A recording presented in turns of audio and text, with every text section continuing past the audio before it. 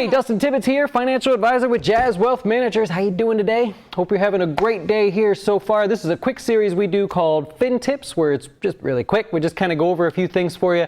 Today I'm talking to those of you that got 10 years left to go until you retire. I'm going to give you a 4-step checklist. I can do that one, 4-step checklist there.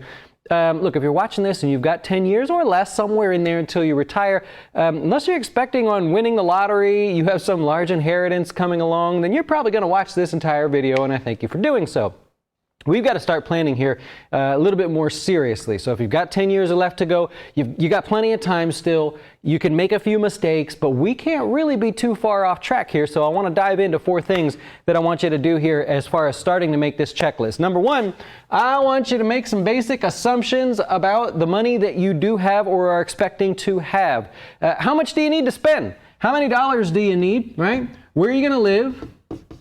Because of taxes and stuff. You go, well, I need $50,000 a year in retirement. I plan on living in Florida because it's a little bit warmer and there's no state taxes there. Look, I plan on traveling a little bit, right? This is the part that really kills me. This is not traveling, but this whole idea. This is what you're sold on TV.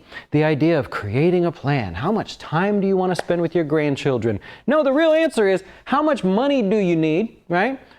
Where do you plan on living? Do you plan on traveling? You're going to work part-time, right? Are you going to do any kind of work, maybe just a little bit, or I don't know what you're into there. If you're living in Florida, you know where I would love to work part-time?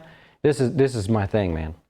In Florida, when I retire, Disney World, right? Could you imagine having a part-time job at Disney World? But anyways, that plays into it. So number 1, I need you to make some basic assumptions. Gather up those basic assumptions.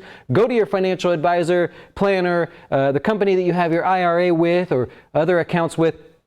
Go to them and see what they are going to do with those numbers. Every one of our customers, I ask these questions about when do you want to retire, how much money you're looking for, things like that. And then I present them with a bunch of numbers. It's a rather long email, but I present them with a bunch of numbers to go, okay, if you go this way, here's what it's going to take. If you go this way, here's what it's going to take.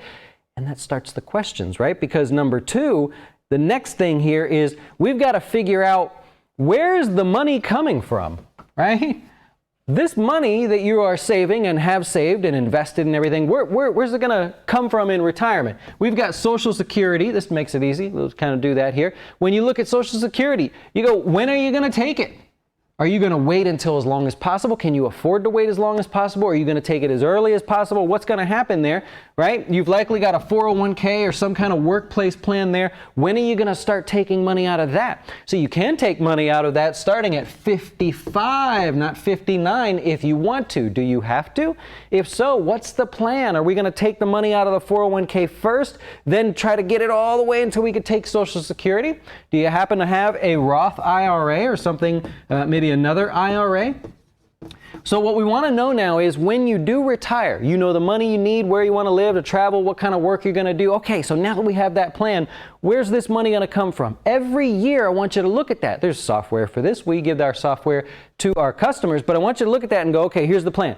401k is first, right? Then I'm going to take my Social Security. Then I'm going to leave my Roth money till the end. What's it going to be? Right? And so that's what I want you to work through in terms of that plan, or whoever you're working with.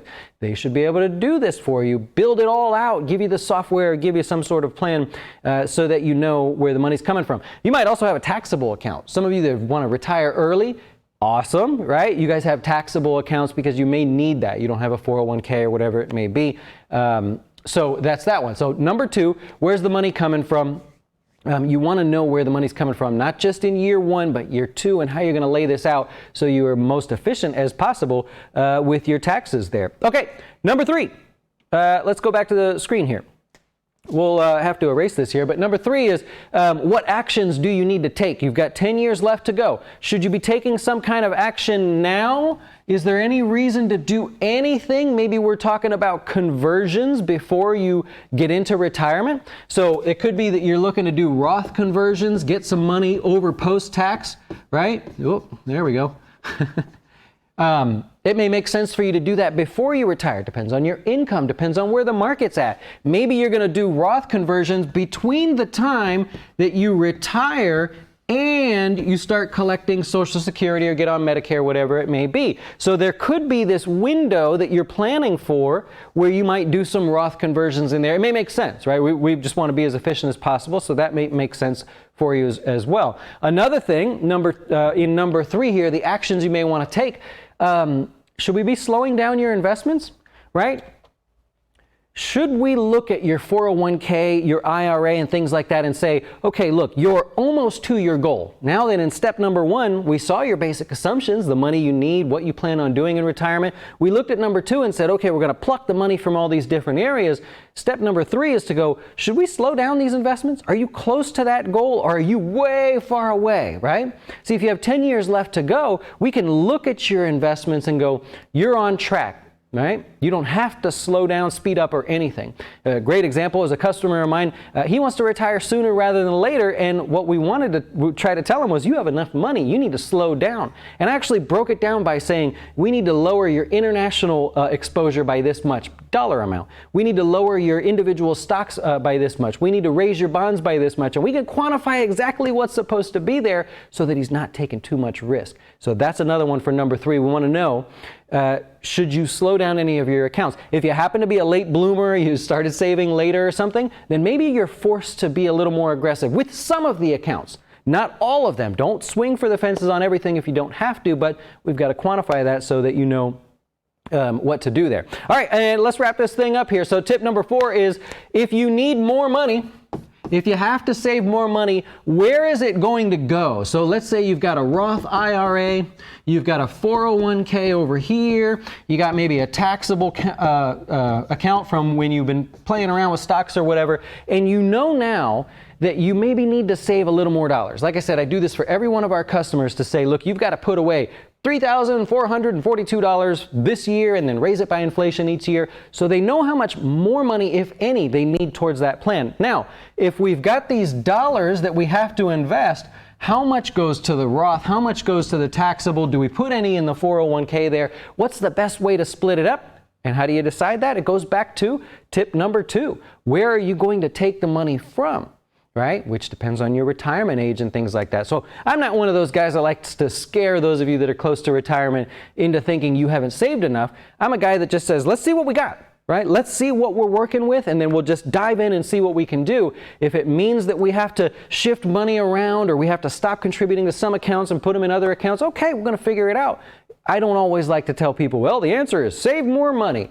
We only have so much money. Well, someone work out the numbers. Let's see what it takes. Well, anyways, I hope that's helpful for you.